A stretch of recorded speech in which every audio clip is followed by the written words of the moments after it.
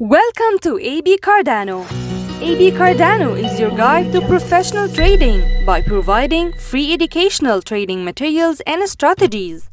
Now, let's get to class. Question number 8.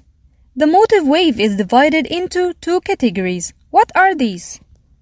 The answer is impulsive wave. Simply, wave 4 does not overlap with wave 1. Diagonal wave. Simply, wave 4 overlaps with wave 1. Quote number 4.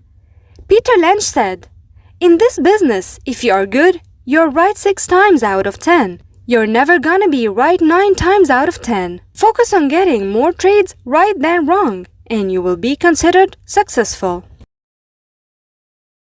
Thanks for watching, liking, and sharing this video. Subscribe to our channel and press the bell button to get notifications of what's new on our channel, and follow us on social platforms.